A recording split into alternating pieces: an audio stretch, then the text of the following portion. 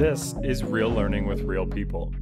These conversations are with real people. They're unscripted and they're designed to pull tidbits of information from people who are grinding right now to get the most out of their lives. With minimum amounts of editing and maximum authenticity, we hope to provide lessons that anybody will find effective, relatable, and entertaining. We seek to have guests that provide learning that's based on their life experiences. Some are chosen because of their experience as high performers in sport, business, or education, and other guests have been chosen because they have meaningful lessons to teach, and I want to make sure they have the platform to share them with the world. The language in these videos is sometimes mature, as I'm always encouraging guests to just be themselves. This is all part of making sure that we do our best to give you content that is both authentic and effective, and that you truly feel like you can utilize the real learning and connect with these real people. Our guest this week is Sensei Charles Fink. Charles has a B.A. in psychology, a Bachelor of Education, and a Master's of Education, as well as the rank of Godan, or 5th level black belt in karate. Charles spent about 15 years in a non-teaching role at the university level and then began a transition to teaching academic classes at Laurentian University, Cambrian College, and Collège Boréal. He also owns and operates his own karate school. He has spent most of his life in education, first as a camp counselor and squash instructor, later as a classroom teacher and student affairs professional, and today as a sensei and post-secondary professor. Charles really gets pumped about the opportunity to pass on what he's learned. I've seen it firsthand, and he sees and appreciates that it's a tremendous privilege to do so. He really understands that the learning never stops and is constantly looking for growth and development opportunities. Now, on a personal note, Charles taught me formally in karate and as a person so much that I'll never be able to thank him enough. However, by sharing the great mindset of one of my mentors, I hope to do justice to the great instructor, sensei, and person that he is. Here's Sensei Charles Fink. Hi, Charles. How are you today? Oh, great. Thanks. How are you, Ken?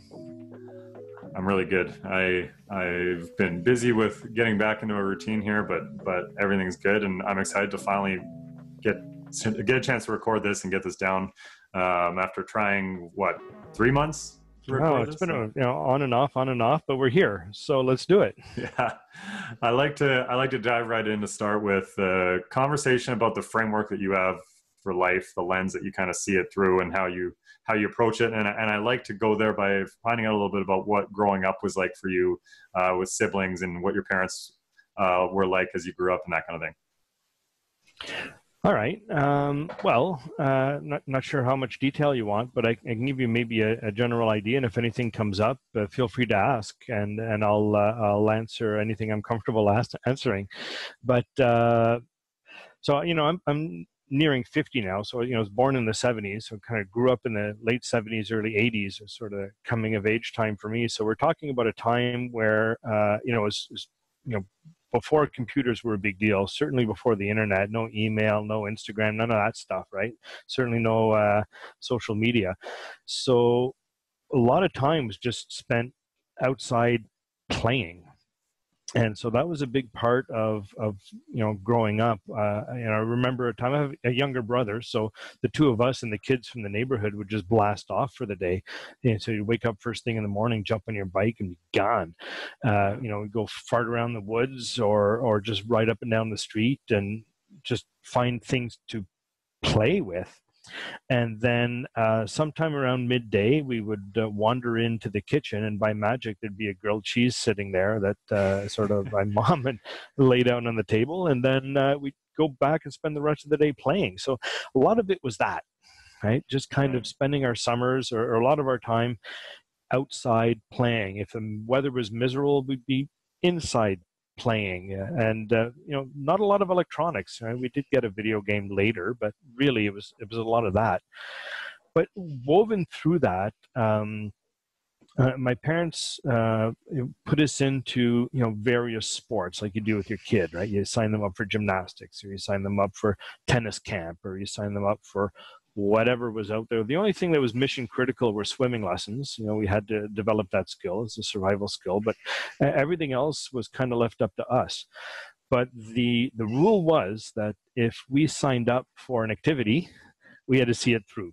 So if it was a 2-month session, let's say in gymnastics, and we hated it, well, that was too bad. You had to tough out the 2 months because you were signed up and you committed. But after 2 months were up, then we move on to the next activity. And every once in a while, an activity stuck. So I remember as a kid going to rackets camp where we learned it was squash, racquetball, tennis, and then in between, you went to the pool and we did, other things. But I really took a shine to that stuff. I think maybe I've got a rackets sort of brain to start with, but the instructors that we had were really cool. At least they were in my mind, right? They were really cool. They were really good, just exceptional athletes. And I was kind of like, I want to be like that, right? This is how I want to be. I want to be good like that. But I also want to be cool like that. And when I grow up, I want 10-year-olds to come and learn squash from me and want to be cool like me. Don't get me wrong, I'm far from cool. But it was that inspiration of, being around people who are passionate about their craft, but also passionate about passing it on. And so throughout my teens, I kept, being introduced and engaging people like that. And that's sort of what set me on the path to becoming an educator myself. So nice. I think that's, trying to give back, right? Yeah. Yeah. Let's come back to mom and dad real quick. And just if I ask this question to everybody, and I think it's interesting, and obviously, like any question, you can pass if you'd like, but if you had to describe mom in a word, what would that be? Boy, I'd probably say, creative. I think would be a really good way of describing my mom. She's a teacher as well. Now she's been retired for a long time now, but my mom always had a way of finding simplicity in something that could be more complex, and finding a way to explain it to people, explain it to us as children, but also explain it to her own class in such a way that it stuck. And so that level of creativity wasn't just in education, but in everything that she did. We didn't have a lot of money growing up. We were comfortable, and nobody starved, and we had clothes on our backs, but we weren't wealthy. Mm-hmm. But my mom seemed to always find a way to make things special. So for instance, if it was our birthday, right, she would find a way to bake a cake that was representative of what we were going through at that time as children. So, there's a picture that just came up in a photo album of one of my birthdays where the cake was shaped like a Cub Scout hat, because I was in Cubs that year. So she made it so personal, right? Yeah. And without really a lot of resources, just kind of making it special. And so that level of creativity is something that I always admired my mom. That's awesome. And what about dad? my dad really has a way of putting others before him. And I never really realized that because, while my mom was at home when we were kids, my dad was at work. And so we didn't see him all day, but we'd see him in the evenings. And, he's a great dad. But I remember once coming home from university, so I would have been in my early 20s, home for Christmas kind of thing, and noticing a pair of shoes that my dad had in the basement, sort of in his workbench. Those were his work shoes. Those are the shoes that he wore. His grubbies, he'd call them, right? Yeah. And I just they kind of caught my eye, and I don't really remember why until later. We were going through sort of photo albums and seeing a picture of myself as a kid. I couldn't have been more than 5, helping my dad mow the lawn, and he was wearing those shoes. So here's a guy who'd been wearing the same shoes for the last 20 years because it was more important for him to put resources into the family and into the children rather than getting himself a new pair of shoes, right? So that idea of giving of oneself freely and without hesitation, I think is what made one of the things that made my dad really special. Yeah. That's really interesting to me. And without fail, when I ask those two questions, I immediately get a couple notes down here that are great segues. And especially with people like yourself, who I have been fortunate enough to know for actually quite a long time now, I guess. Like it's been a while, and I see that in you. Do you see that in you? Sorry, see what? That giving of yourself for I guess maybe sometimes even in spite of yourself. Well, that's very kind of you, and I should say that the pendulum swings both ways. I've been fortunate to know you for quite a few years as well. So I was trying to remember when we were in that class together. I think was it 2010? Does that make sense? You took the class? Yeah, it would be. Yeah, 2010. Yeah, that makes sense. Right around there. So yeah. At any rate, a decade. Yeah. Do I see those qualities in myself? Well, I like to think so. But how do I answer that? And remain humble, right? I guess that does answer it.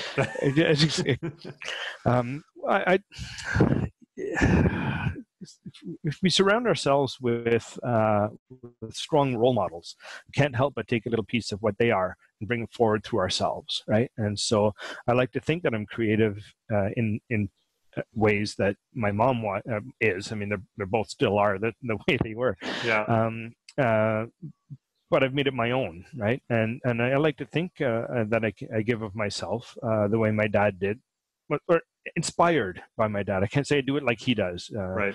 I'm not him, but yeah, I like to think so, and I'd like to think that that would be recognized. But that's not why we do it, right? Mm.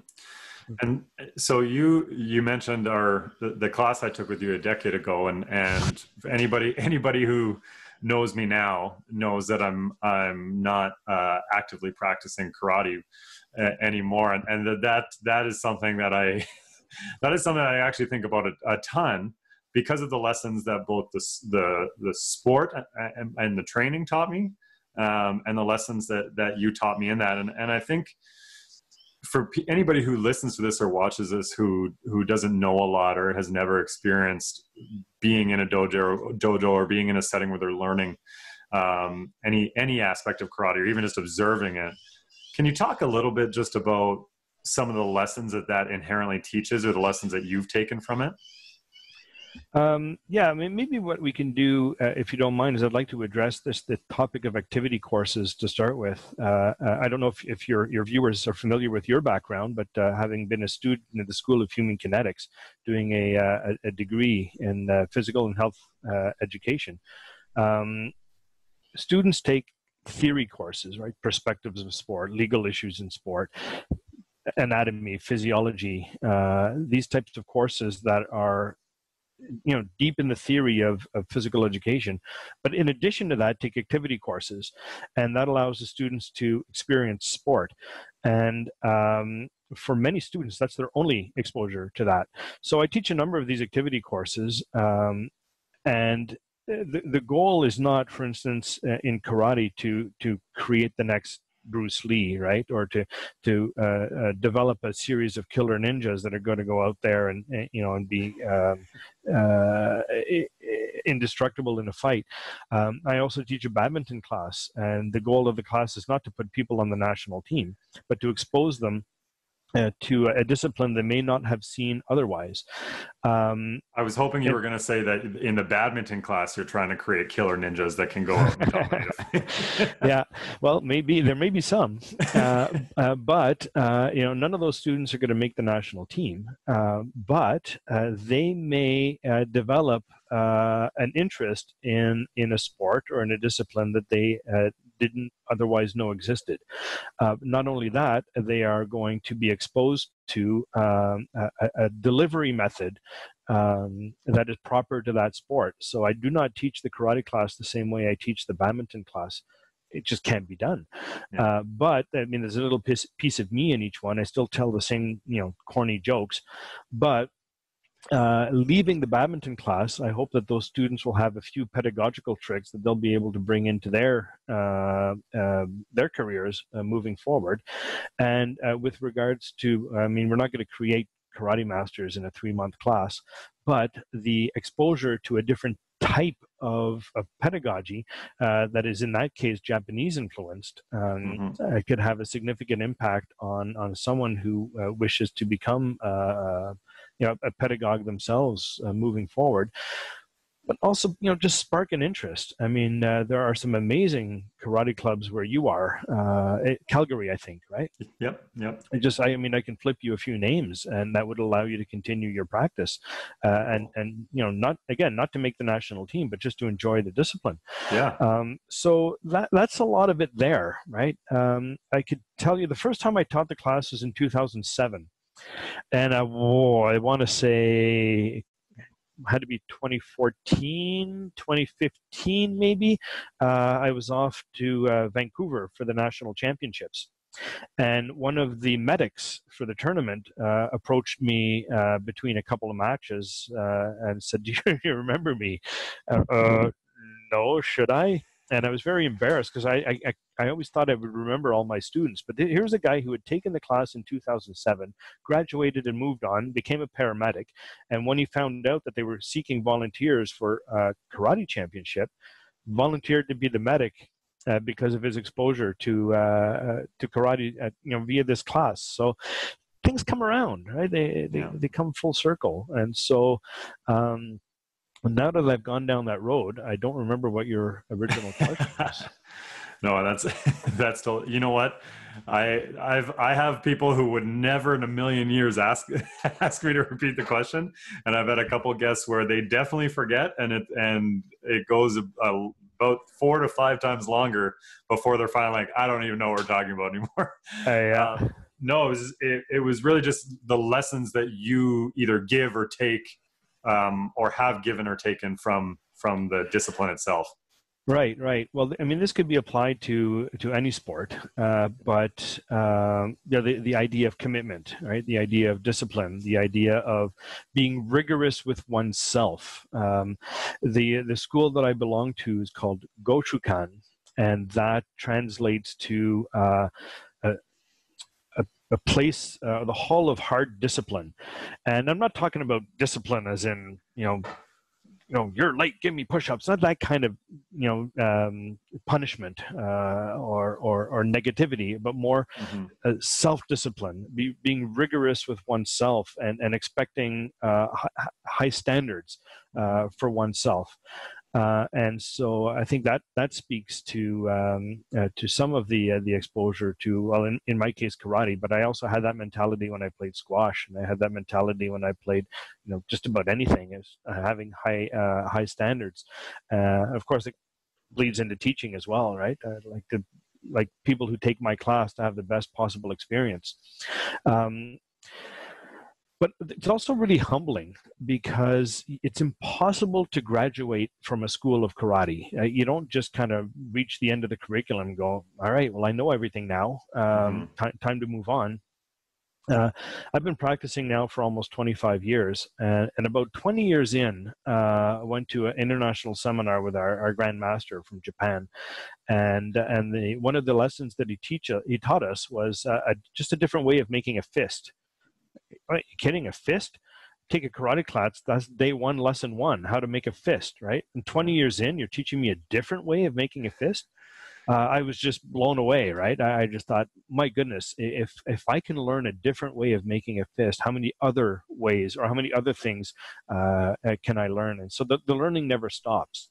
Yeah. And so as I progress in my growth and my discipline, my learning, I can bring that to my students as well. So, they're learning lessons in, week 1 that I didn't learn until year 20, right? So I can, the growth, their growth will be different than mine because I have more to give them today. So this idea of always having that growth mentality of There's always something to learn. There's always somebody who can teach us something. And it could be a grandmaster coming over from Japan, or it could be that brand new student who walks in on day one and asks a question that I've never thought to ask before, or no one's asked me before. Especially now I'm teaching children. For years, all I did was teach at the university, so young adults. But you know, when a 7-year-old or an 8-year-old walks in with the mind of a child who really, they're not afraid to ask questions, and certain things that are obvious to us are not obvious to them. Well, when they ask, all of a sudden, oh, I never thought of that. That's brilliant. So we can learn from everybody, and I think that's part of what sport in general, but martial arts in particular, will teach. Yeah, and that's 100% been my experience in that. And honestly, just as you're talking, I've never really done the internal work to sort this out on my own until right now. But the things that I think I've enjoyed the most in my life are the things that I wasn't good at right away. And I have a lot of those, but they combine that with things that I really felt like there was always some success followed by another step, followed by one more, or this and something else has to come next. And that idea, even schooling, like even the idea of being done a degree, that made the motivation aspect lower for me for whatever reason. It's like then you're in my mind, it was like, now you're done that degree. And when I look at it as learning as a whole, that's a lot more appealing to me, because that's an easy thing for me to look at as never ending, as something that's going to keep going. And karate was, and hopefully at some point again is something like that I really felt, because that ability to be humbled any day, anytime, combined with the ability to learn a lot about yourself through your practice, I think is really what is appealing about it. And I hear a lot of that in what you're saying as well. Now, I wonder, have you ever been, and you can take from either your I'll call it typical teaching side or teaching karate. Have you ever been somebody that really is required to make a significant impact on a pupil because of their circumstance? Do you know what I mean? No. Let me reword. So have you ever been in a situation as an instructor or a leader where somebody really needs what you're teaching in that moment because of whatever is going on in their life? I don't know if I've ever been in a situation where the person needs the content of what I'm teaching, but they really need the teacher, right? They need the person to be there, and I just happen to be that person, just at the right time, at the right place, or the right circumstances. And I can't help but think back over sort of my own life, where there are certain people that stand out in my mind as being some amazing teachers or coaches or mentors or somebody who had a significant impact in my life. I don't remember what they taught me, but I remember that they were there at the right time with the right mindset that gave me the chance that I needed, right? And so I can also think of a few students, both formal in the sense that they were registered in a post-secondary class for credit, and other students who were just I've just encountered either in an informal format where they did not need what I had to teach them. What they needed was how I taught them or how I interacted with them, and I know this because 10 years later I get a note from them that said, "Remember, you were so good to me that time." I said, "Oh, it warms my heart, right?" But but only because people did that for me, right? Yeah. And so it comes full circle. And so I don't know how much the content of my brain helped those people, but I'd like to think that the content of my heart did, right? And I know you're like that, Ken. You're the kind of person, and I don't want to sound corny. No, that was that. Like, however, wow. You're just the right person at the right time with the right in the right circumstances, right? So Yeah, that's what I like to think. And I appreciate, I take that as the highest compliment that you put me in that category too. And I think that you could not have answered that better, because I was trying to lead you a little bit, and in my heart I was like, I don't think he's going to say, oh yeah, one day I taught this way of swinging a racket and it changed their total circumstance. But, well, maybe I know that there are all kinds of tips and tricks in all sports. Mm-hmm. I did an NCCP seminar.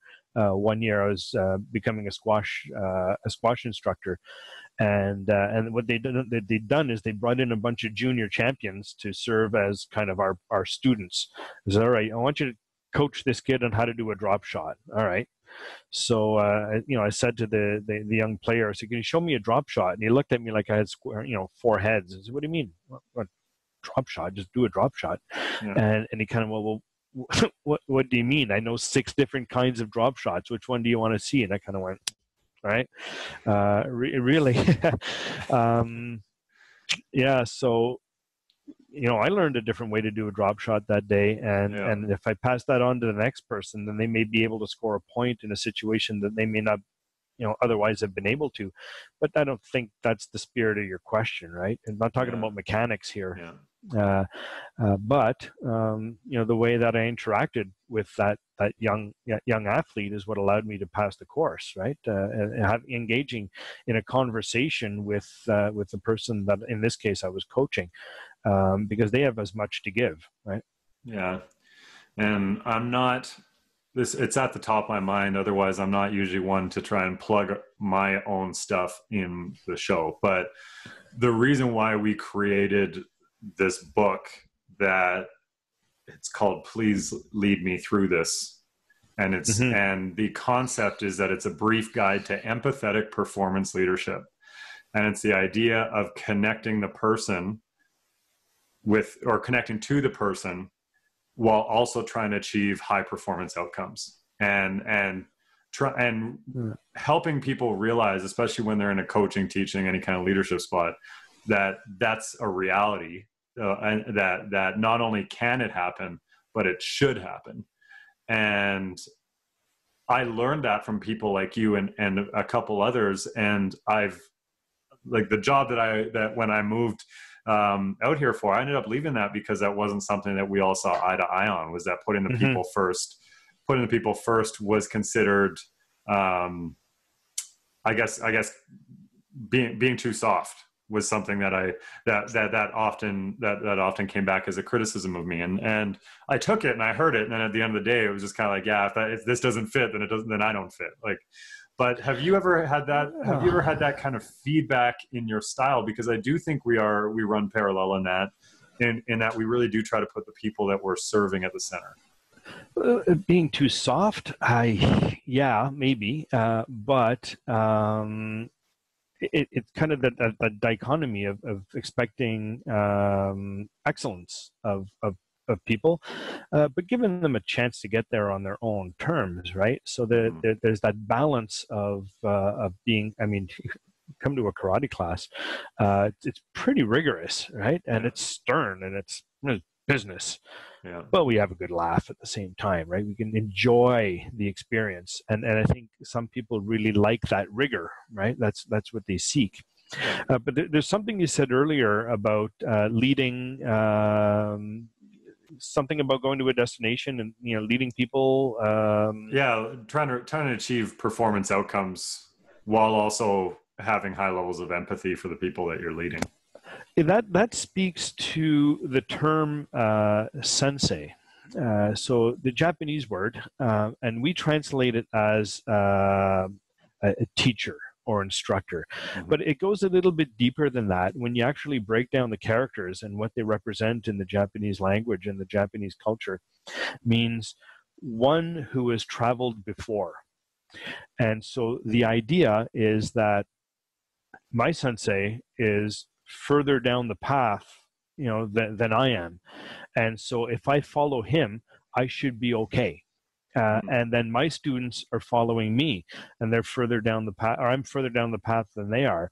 And what that allows me to do is to look back and say, okay, be careful on the right here, there's a mud hole, so you should probably, lean a little bit to the left of the path if you don't want to get your feet wet, but not too far over, because I noticed that there was a hornet's nest there, so be careful, right? Or there's a tree that came down, so while I went to the right, you may want to go to the left, and we can meet again, right? That's sort of an idea of we don't have the same destination, but we're walking along the same road, and because I'm a few paces ahead, I can provide guidance, right? That's sort of an idea. And while I'm doing that, I'm looking ahead at my sensei, and he's providing guidance to me. And so the reason I avoided the mud hole is because he told me about it. Now I'm passing it on to you, right? That's sort of an idea. And so not so much the passing on of knowledge as it is the enjoyment of the journey, right? That this idea of let's learn something together. Now, I know more about it than you do, so I can help teach you. But while you're learning, I'm learning too, and somebody else is guiding me, and somebody else is guiding them, and all the way up. So, yeah, I've got a little bit more to give maybe today, but that doesn't mean I'm not prepared to take as well, right? Yeah. So I don't know if that makes any sense to you. No, it does, and I guess because I was such a astute listener when you were probably speaking of this in class. No, I'm sure at some point you talked about the translation of Sensei then, but now as you say it, I look at it in a light of how valuable that is crossing into other leadership situations, just because it really comes to a head with the style that is all-knowing and very dictatorial and that kind of thing of really trying to just almost as if you're giving a gift, like that requires some kind of thanks or owing of your knowledge. And we've all been around those kind of leaders or those kind of people where they really treat the people that they're leading or their peers or something like it's, you're lucky that I'm teaching you. That kind of attitude. And it's just never really vibed with me that way. Like I love the idea of journey. The more I go into mindfulness meditation and mastery and that kind of stuff, and the more I learn about that in the psychology side, the more I'm just like, the concept of being on a never-ending journey, and the best way I've heard it put was that the path is the destination. Yeah. Like that's the best kind of tight, quick statement I have. And now that I've framed things in that, man, does it make it easier to try hard. It sure does. There's you mentioned the gift. And now the class that I teach at the university has evolved, over the last, 13, 14 years. But I suspect we might have talked about this when you took it. There's a concept called giri, Giri, giri in Japanese, and it refers to a gift that can never be repaid. And the best example that I can give is, we talked about my family earlier on, right? And so they were very good to me. My parents, they were very generous, very giving, and sort of brought me up. And now that I am sort of my own independent person, it's not as though I could just write my dad a check and say, here, we're even now. Thanks for everything you've done. It doesn't work like that. The only way that I can repay my parents for what they've done for me is to try to pass that on to my children and be as good a parent to my kids as they were to me, or better if I can, right? But using that role model to pass on to the next generation. And it's the same thing in the martial arts. It's not like I can write my sensei a check and say, you know what, thanks for training me. We're good now. It doesn't work like that. The best way that I can thank him for the gift of karate that he's given me is to pass that on to my students. And that is what completes us. so Giri sort of speaks to that, and so I always say that what I have to teach, I teach for free. That you will never pay for karate. It was a gift that was given to me, and I will give it to you freely. Now, at my school, I do charge a monthly tuition, but that's not for the karate. That's to keep the lights on in the building, right? That's to buy the mats, and that's to put the mirrors up on the walls and have the striking pads. I reinvest back into the facility. But if the landlord shut us down and say you no longer have a building in which to train, we would just go outside to the parking lot and train there. And since there's no overhead, there'd be no charge, right? There'd be that idea. And so, none of my students will ever pay a nickel for karate, but they'll pay for the facility that allows me the space to be able to teach them, right? That idea. So that's a very sort of Japanese concept of paying it forward, paying it back, all at the same time. Yeah, and I truly actually remember that word because I clearly remember you on the last day of class making a statement or a short speech to the class just about how that was what you felt we as students had given you. And I clearly remember that. And I remember it because I then referenced it in some of the teams I coached not long after. So until I quickly realized that the people I was referencing it to, like when you're a yellow belt, nobody really is buying your cool Japanese concepts as much, so you have to reword it. Right.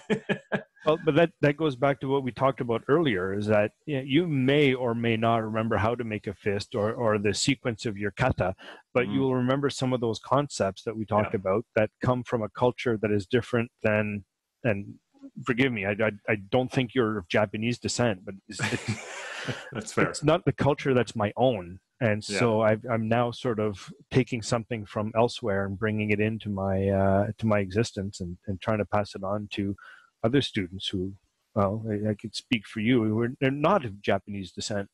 Absolutely. But now we've being maybe a little bit more sensitive to a different culture. Well, and I think that brings up a great concept, and it's the idea of being able to give respect to a culture that is not our own by respecting the concepts and the ideas that they have. And I think that's, and you can talk about this if you'd like, but I think just as a bit of a segue, these days, being able to respect other cultures by learning more about them is something that is a skill a lot of people can benefit from. And what is the term that is being used these days with regards to taking from another culture? It's right on the tip of my tongue. Appropriation? Appropriation. Culture appropriation. So it could be argued, right? I mean, I'm not of Japanese descent. Who am I to speak? To preach Japanesey things. I think there's a difference there between the appropriation. I'm not going to dress up as a samurai for Halloween, for instance. But to honor the culture through a discipline such as, in my case, karate, is different. And so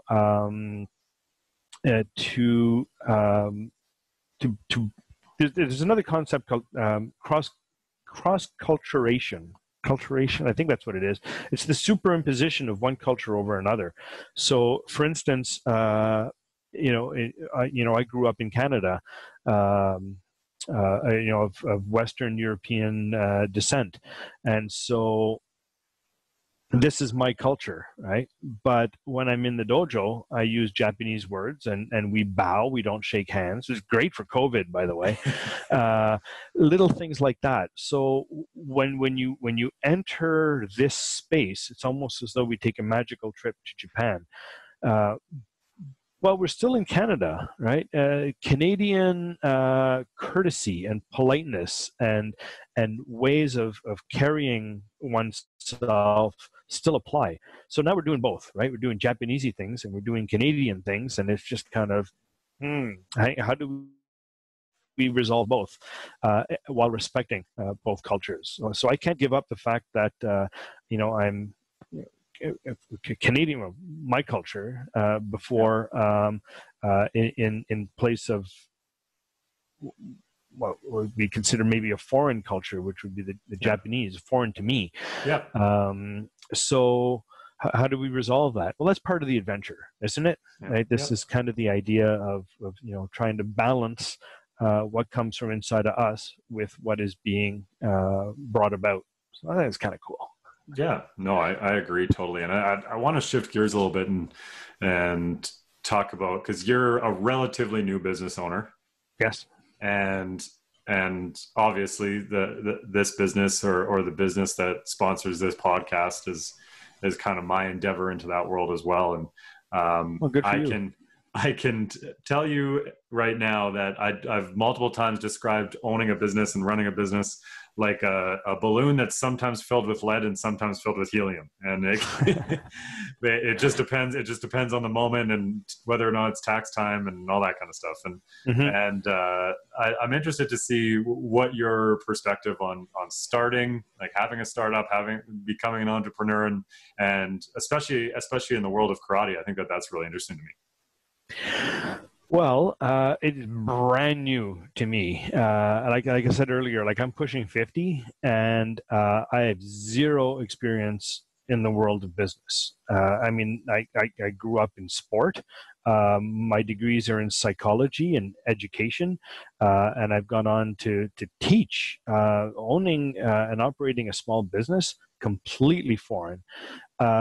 Thankfully, there is a program here in town. The Regional Business Center put on, I called it Small Business School. It was a program called Starter Company Plus that brought in people such as myself who are experts in our area, but don't know how to run a business. So, for instance, I was the only karate guy in the room, but this person was an author, so was able to write. But how do you publish a book? No idea, right? Right. Another lady, she made sandwiches.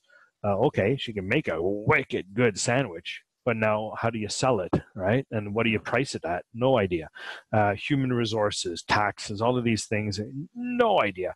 And so, once a week they pulled us into this room, all of us together, and they brought in an expert on different areas. So we brought in a marketing expert and a human resources expert and a finance expert and an insurance expert. And over the course of a few months, we were given kind of a crash course in how to run a small business.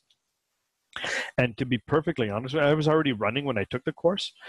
So it was more to help me accelerate. And I think that if I had taken the course before opening, I would have said, I've bitten off more than I can chew. This is way too much. But I think a lot of us do this and we think, hey, this is going to be fun. I'm going to try it. And we realize how much fun it is, how much work it is while we're doing it.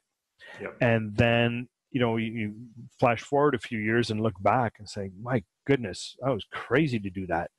Right? Even little things. I look at the paint job I did in my son's room. It's awesome. It looks like a baseball. It's really cool. But when I was doing it because it was so much fun to do. But now that I look back, I say, my goodness, that was a lot of work. I'm not doing that again, right?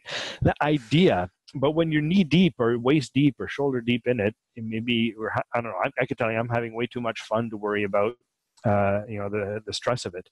Yeah. Now, I should premise this by saying that the running the business is not what puts a roof over my head and food on the children's plates. If the dojo closed today, our lives would go on. This is different from somebody whose entire, financial existence revolves around their business, and I respect that. That's a completely different approach and different pressures. But I mean, if I lose a student, gain a student, sorry to see you go, happy to see you come in. Whereas, a friend of mine loses a student, boy, that's 3 meals right there, right? That's significant. So important distinction there.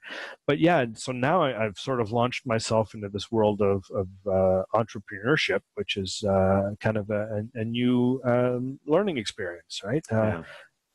And as things come up, I learn. And I think that if anybody listening is thinking about starting their own business, do it because it's fun, and you get the master of your own destiny. But don't be afraid to ask for help, right? Yeah. There are experts all around, and I have zero hesitation to phone somebody I know and say, "This is coming up. Do you have any ideas? What do you think?" And you start collecting ideas, and then grab the good ones, make them my own, and away we go, right? One of the biggest challenges for me was pricing. What's it worth, right? What's it worth to the person walking in the door who says, "You know what, I want to buy this T-shirt." Well, it's this much. Well, if it's this much, I make zero money, and if it's priced too high, they're not going to buy it, and I'm still making zero money. So finding that sweet spot, right? Or how much is a class? How much is a 1-month membership? How trying to figure that out, right? Yeah. And so those are some of my challenges, but going into entrepreneurship was it continues to be an adventure. Yeah, we're trying out. I'm playing around with this e-commerce stuff now. Yeah, and it's. I think the thing that sums it up the best is that my director of business, she vetoed a set of boxer briefs and underwear for women that were branded with our company logo, as I got a little bit too motivated, or whatever you want to call it, in the e-commerce world, to start branding stuff. Okay. That's why I believe, and I'm sure you've experienced this as well, is that idea of asking for help, or that idea of having a team, and that team might be formal. Like, I've started to formalize a team, but the idea of having people where, like, if it wasn't for her, there might be Boost Institute underwear out there right now, and nobody. I'd buy a pair. Like, maybe they would sell, but it wouldn't actually. She's like, "Does this really?" We have 7 values in our company that are pretty clear. Which one of those does this align with? And I was like, "Yeah, great point." And you need those people. So I mean, I'm a one-man operation, right? In sort of North American culture, or in Western culture, we call it the chief cook and bottle washer, right? That's sort of an idea. The Japanese called kancho, the master of the house. So I oversee all of the programming that takes place on the mats, but I also oversee all the business operations, right? And so this is really the sort of the jack of all trades. In this case, I am the master of one, but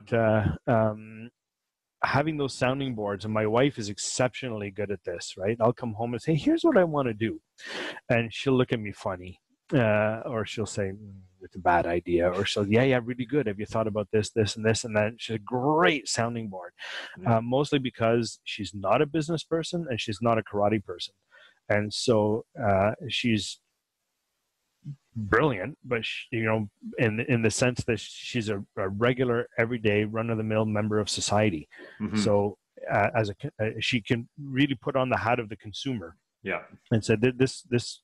I would go to a business that does that, or I would not go to a business that does that.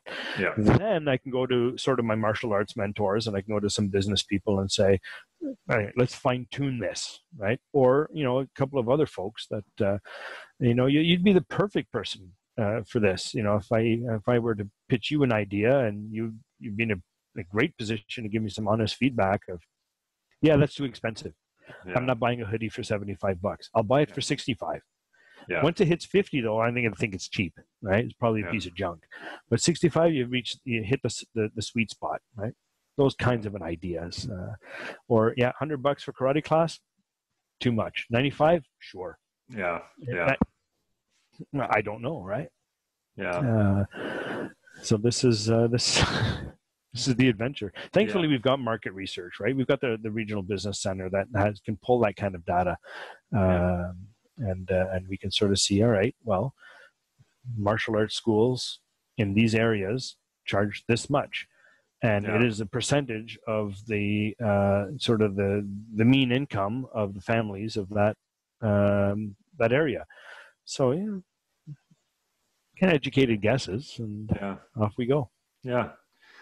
One, and I think that there's a lot to be said for that idea, and it's attractive to me. As our company's remote, Mm-hmm. and we have people in California, and we people in the eastern side of Canada, and we have one person over in Europe that we contract in sometimes, and because of that, I never walk into a building and turn on the lights. That might sound silly, but I never come into our space and turn on the lights, and I never leave at the end of the night and turn off the lights and kind of There's always somebody there.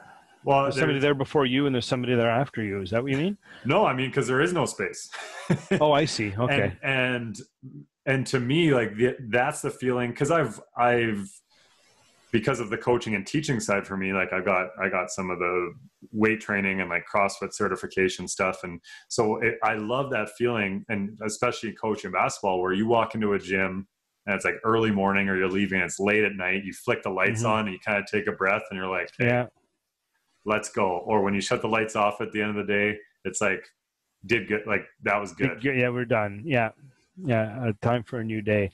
Well, see, that brings up an interesting point, because you've got people all over the world, and you can do this remotely. But karate is very organic in the sense that, you know, COVID is starting to prove us wrong through these Zoom sessions, but you know, we can do a little bit of remote teaching, but really the beauty of it is being in the same room at the same time, doing the same thing, and you know, we're a little weird in the martial arts in that we really enjoy thumping people and getting thumped by others, right? So if I don't go home without a bruise, it's weird, right? But you know, but it comes from a good place inside of us. I'm not trying to hurt you. It's just, yeah, I scored. Right? Yeah, that idea.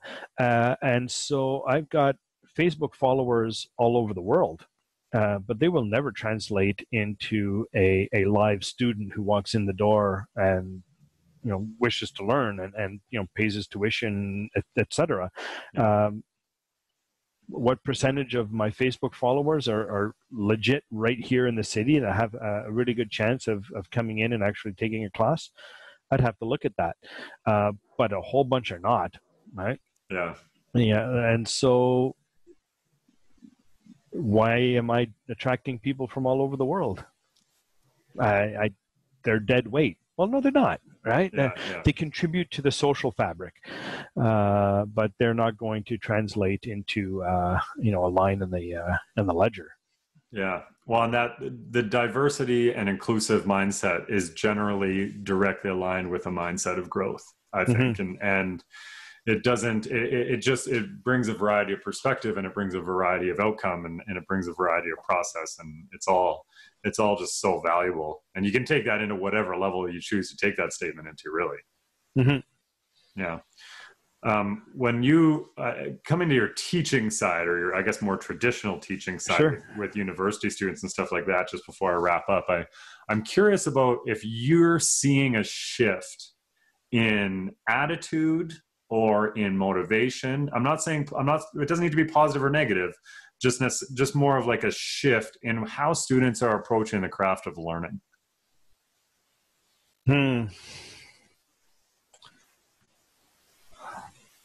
Well, I mean, in the stuff that I teach, a lot of it is not sort of life or death for the students, right? And I get a lot of trade students in my classes at the college, and I teach the, well, you would call them elective courses, right? They call them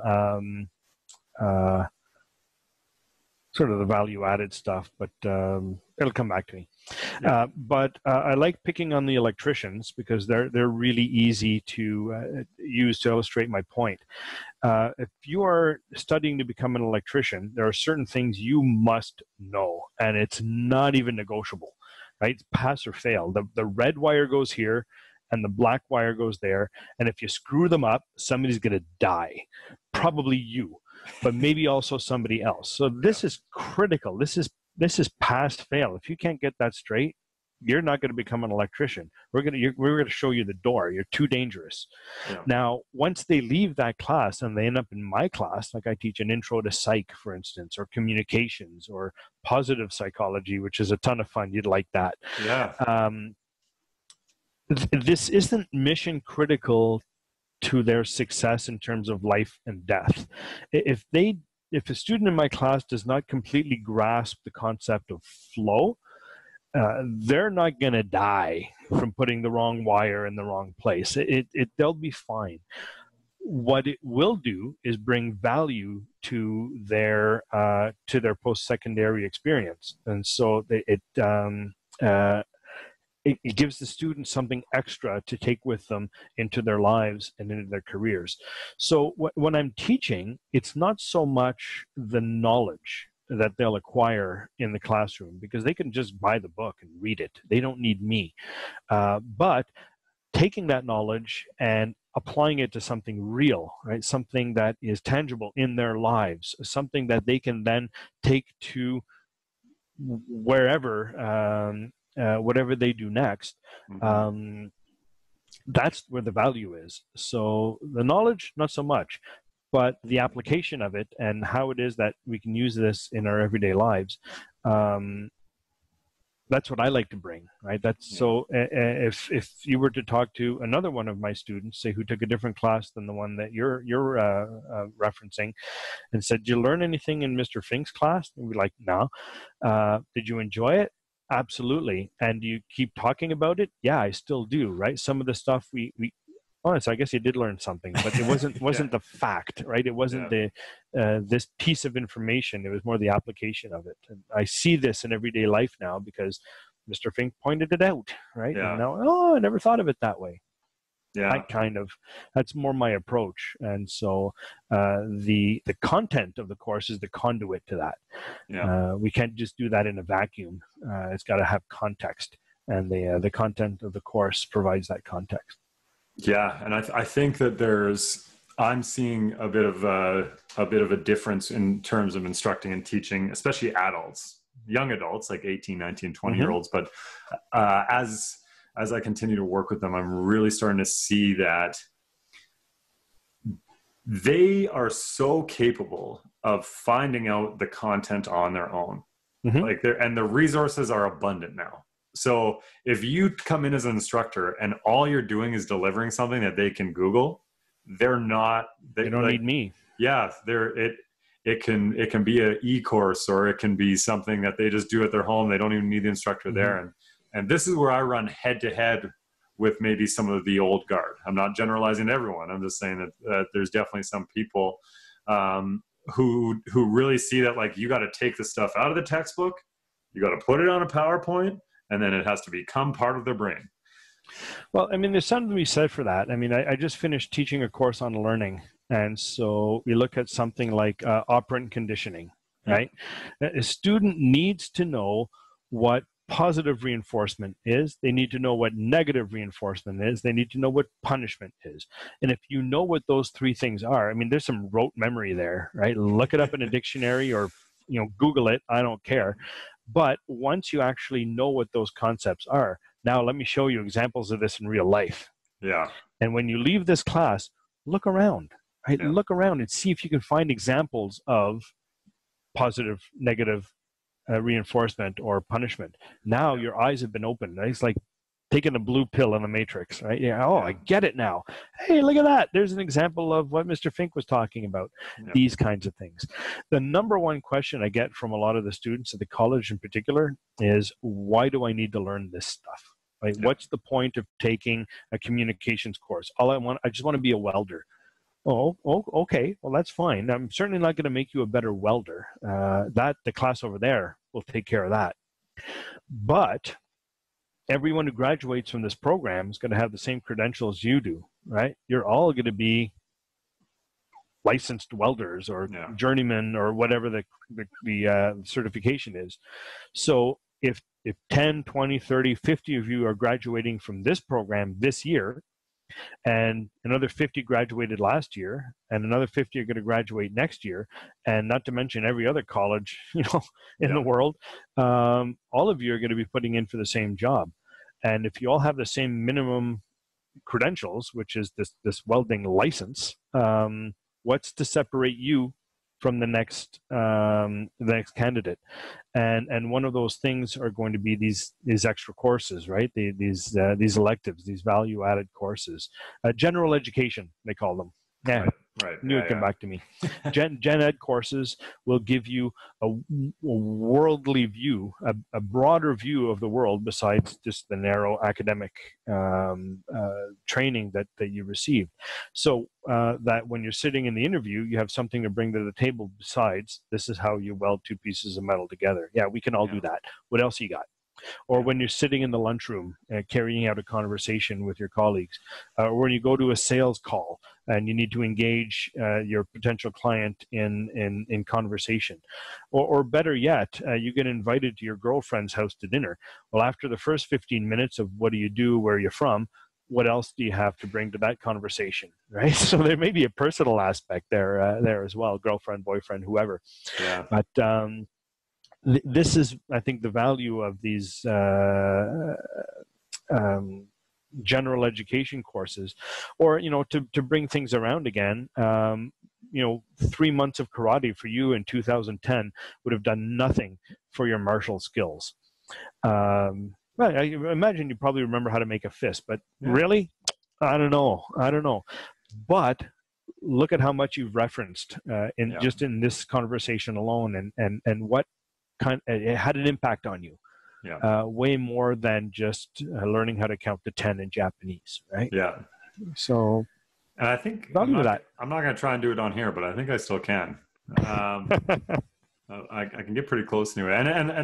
I think that's like so interesting for that. Like even like people actually make fun of me because I've always got some kind of Maslow book in my backpack. Yeah. Because if I'm coaching or teaching or training or anything like that, on anything around motivation and performance, I need to have some kind of Maslow background in that.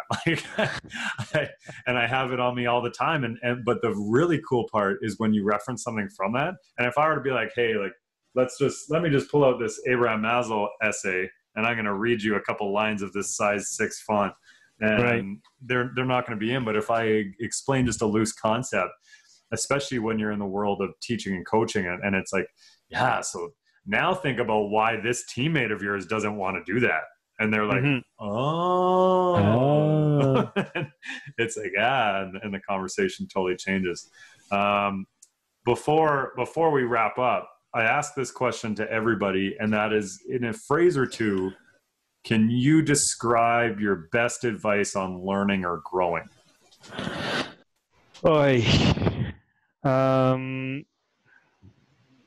Yeah, well, to start with, it never stops, right? And so there's a quote, something along the lines of, if you were too old to learn, you were born that way. I like that. One of the things we always talk about in the martial arts is the concept of the black belt, right? It's the highest colored rank, as you make your way up. And many people who are not in the martial arts think that once you've reached the black belt, you've reached the pinnacle. Like, you must be really good. This is, you've attained that level of excellence. And it's not to take away from it. Yeah, it takes a lot of work to get there. But it's comparable to getting an undergraduate degree at university, right? If you graduate from university, that's not where the learning stops. That's where the learning begins, right? Yeah. So the black belt simply means that you have a reasonable command of the basics. So now we can take all these basics and apply them into the real world. So you've completed a university degree. That's great. That means you have command of reading, writing, research, communication, critical thought, problem solving. These are the basic skills for us to operate in our society. And now that the piece of paper shows that you've demonstrated the ability to command these skills, now go and apply them. Right now, the real work begins. It's the same thing, karate. The black belt just says, yeah, you know how to punch, you know how to kick, you know how to block. Good. Now go and apply them. And I'm not saying go pick fights. Go and apply them for your own personal growth, right? Yeah. Direct parallel. Black belt, university degree, same thing. You've got the tools you need to go and contribute to society. So now the real work begins. Off you go. Yeah, I like that a lot. Now, if people wanted to follow you, is Facebook the place to do it, or is it can they look up the dojo or something else? Yeah, I mean, sure. Facebook's always fun. So what I do with Facebook is I do a mixed bag of things that are kind of humorous and insightful and kind of clever, with things that are a little bit more important. Like we need to know this, and I'll put it out there. So it's kind of a mixed bag of everything. And it's just kind of fun because I follow some people that are very interesting as well. So I'll flip their stuff. Yeah. I also have a blog. So every 2 weeks I put out an article on, well, we talked about giri already, and we've talked about the meaning of sensei and what that means. We can go a little bit further. There's another term now, shihan, which means master instructor. And so what does it mean to be a master, right? Those kinds of things. And so, every 2 weeks I put out a new article that I think, that I like, and so I hope that other people like as well. So, just to get back to the class that you took, I don't have to do that, right? I just do it for the pure fun of doing it. And so my approach to that class in particular was, well, if I'm going to be stuck in a gym here for 3 hours, I'm going to have fun. I'm going to enjoy myself. And I hope that the students who have chosen to take this class will also have fun. So if you get on the bandwagon, we'll be able to enjoy each other's company. And I sort of take that approach to every class that I teach. So I don't have to be here. I'm here because I want to be. So if I'm going to be here, I'm going to have a good time. Yeah. And so join me. Yeah, cool. Mm-hmm. We'll learn something. Yeah. We'll enjoy each other's company. What is the blog? How can people find that? So my website is Fink Dojo, finkdojo.com. Mm-hmm. Now you can go finkdojo.com/blog, but there's a button there. So if you just go to the main website, click on blog up at the top, and the articles come up. Cool, perfect. Mm-hmm. And well, I have to say, one of the reasons why I really like doing this is because I've got to meet a lot of new people, like we were talking about before we came on, meeting and talking to, and being able to have a ongoing dialogue with somebody like Tony Blauer is really cool. And there's people like that, but it's also been really, really good for me to be able to connect with some people. And we've talked multiple times about impact and about those moments and those situations with students that you're able to have an impact that has nothing to do with content. And when I think about the list of people in my life who are outside of my immediate family, where I've had a very significant impact, and I still to this day think about them all the time, you're easily on that very short list, and it's not much time goes by, and whether it's because I have the yellow belt hanging in my garage, both as a reminder of things to do, as a reminder of things to do, and as a reminder of making sure that I stay humble because that belt is still yellow. But I also have the framed photo of the legend Pat Pickard. Oh man, that was so funny. That was so funny. I've got to get her. I've got to get her on here too. But she'd be so good. Jeanette Michel would be another good one. Yeah. But I have to say that it serves me. This show serves me the opportunity to be able to publicly thank someone like you for the big impact you had on me. So thank you so much for that. Genuinely, very kind. And thank you for being on. My pleasure. Awesome. Well, we'll talk again soon. I'd love to. Cool. Take care. You too. Bye. Make sure you subscribe wherever you get podcasts or to this YouTube channel to hear our weekly episodes.